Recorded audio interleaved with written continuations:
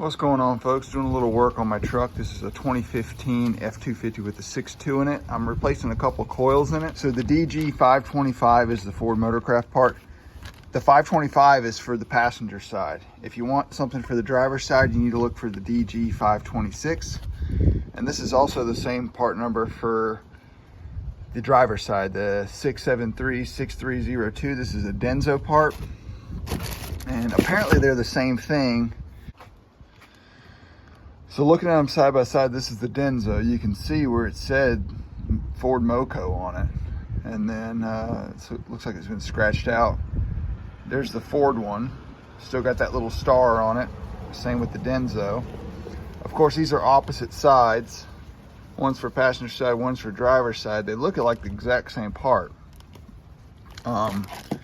Anyway, I think the Denso, I got it off of Amazon for around 70 something dollars. I think it was about $76. And then Amazon had this part installed. Well, what happened is I originally bought this one thinking it was for the driver's side, but it wasn't. It's for the passenger side. So that one's about 90 bucks. I think the Ford dealer wants about 140 a piece for those. So you can save yourself a little money and get the Denso if you like. Also, while I'm under the hood, I'm gonna clean up this battery. I noticed it was leaking, so take this off. I already got it unbolted. Take this battery hold down bracket off. And it's got some acid in there, so I'm just gonna throw it in a bucket here. Got some hot water, some baking soda in there. And kind of just let that neutralize. Then I'll wire wheel that thing and repaint it black. But yeah, this is the coil that I had going out. I think this is number, I'm not sure the engine firing order on this engine, but it was the far back cylinder. And what it was doing is the original one was sparking to the block back under there. So if we look at the original coil, well, first of all, the plastic down in there was very brittle, started breaking apart. Here's what fell out of the coil when I dumped it upside down. Basically took the boot off, the spring came off, and then all that came out of there. I had originally gotten a new boot with a new spring and a new diode, but it's hard to tell. I was trying to get the old diode out of there. Let me see if I can put some light down in there for you. It's hard to tell, but I don't know if you're going to be able to see. Kind of see down in there. The old diode is so corroded it won't come out. It's corroded to the point where it's got so much buildup on it that it won't come out of that small diameter center. You can kind of see it right in there. See all the corrosion, all the green corrosion in there? So that's the reason for the whole new coil, and you can't just use this, because I think what's going on is it's shorting out. It's finding the path of least resistance between the block and where the spark's coming, because all of this is so jammed up with corrosion. It's probably a good time to replace the plugs too. I'm not at that point. I just kind of need to get the truck back working so I can use it to go to work. So I'm just gonna throw the coil in there, and then if need be, I'll replace all the plugs and whatnot at a future time. This truck's got 75,000 miles on it. It was owned by a port authority. Based on the Carfax that I got, it's kind of unclear, but that's my best assumption because I bought it out of Norfolk, Virginia. And you see some of the aluminum corrosion on the alternator there. I think it sat in a port town. The frame is pretty nice on it. You know, it's not rusty or anything, but the parts that aren't protected from the factory, like some of the steering knuckles and the axles and stuff, I mean, they just have like a little bit of surface rust on them from just sitting outside. But anyway, I'm gonna get to cleaning and catch you guys later. The battery cleaned up, got all that acid off of there. I usually just hit it with this stuff. This is a AutoZone brand battery cleaner. It neutralizes the acid. And then I usually just take a spray bottle with some water and baking soda and just kind of wipe it all down. Here's the battery bracket, hold down bracket. I just, flat black is all I had, so I just kind of wire wheeled the corrosion off of there. You can see a little bit of it there. Like I said, stuck it in a bucket of baking soda, neutralized that, and then I just hit the bracket with a little bit of some primer, and then I had some flat black, so just took care of that in there.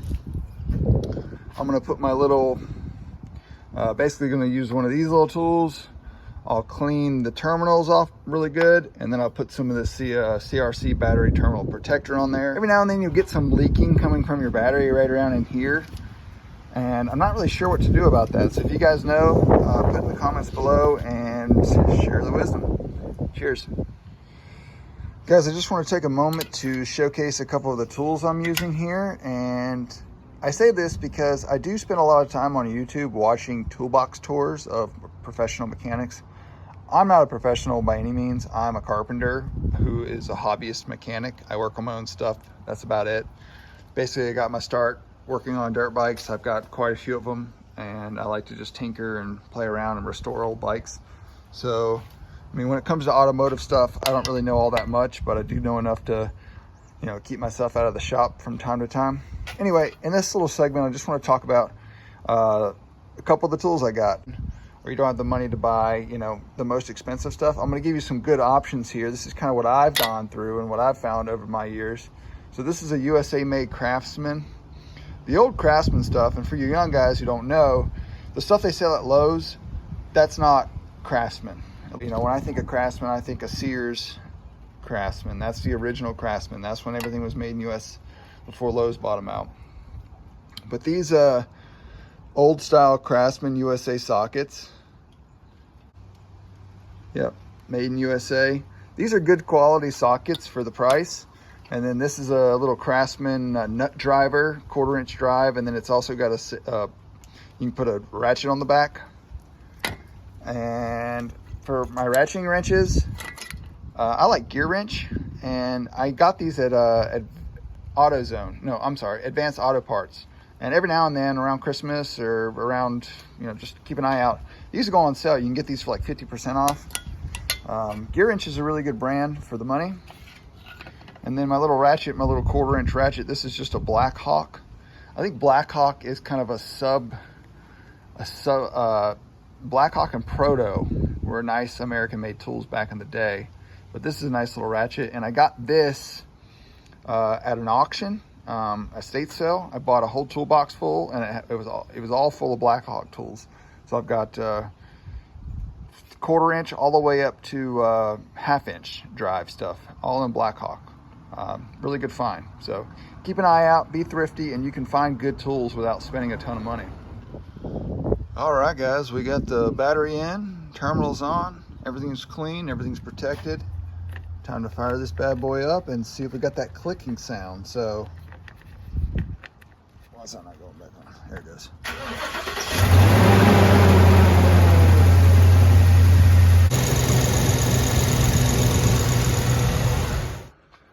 All right, we got the truck pulled in the garage, at least as much as it'll fit.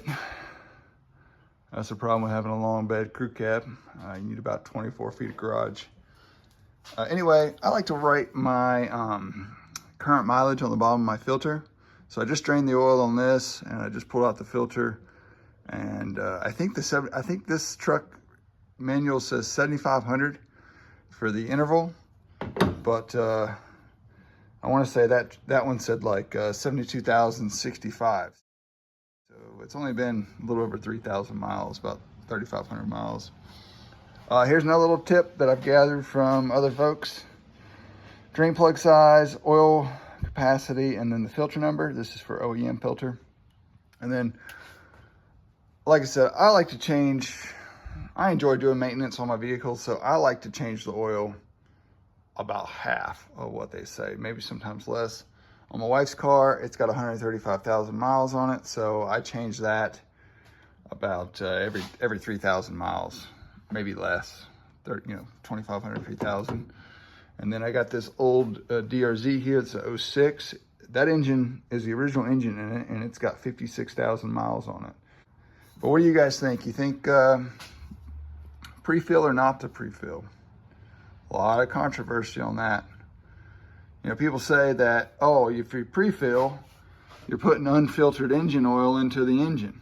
Well, that's what you're doing when you're putting the engine oil in the engine. You know, you're gonna put 7 quarts of engine oil through that hole. None of it's gonna be filtered until it has time to run through this filter. All right, so we're gonna top her back off with some 5W20. I like to buy the Motorcraft stuff. It's pretty much the same cost as everything else. And that's what I run, Motorcraft. Anyway, I got this funnel here. It's a stainless steel funnel. I found this at an antique store, or like one of those indoor flea market type deals, mostly antiques, but it's a stainless steel funnel.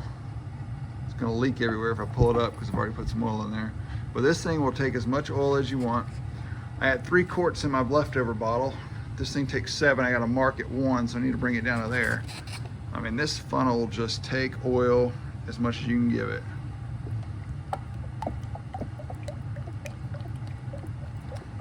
Coming from the diesel world, this 5W20 is awful thin.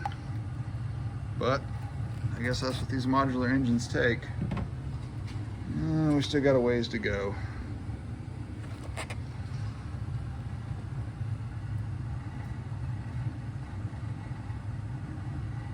Don't want to put too much in. Plus I did pre-fill the filter, so we got to figure that 7 quarts. I think I'm going to probably leave it there. I got about a ½ quart above the 1 mark. So I think I'm going to leave it there. I'll run it and then I'll check it, and if I need to I can top it off with my little bottle here. Little handy bottle. This is what I use to pre-fill the filters. Nice. Well, folks, that's all I've got for you today. I appreciate you sticking around, and if you found this video informative or helpful, please leave me a like or subscribe. Until next time, happy 2026. Cheers, and here's a little treat for you guys who made it to the end of the video. It is a cool piece of archival footage from one of my travels in the past.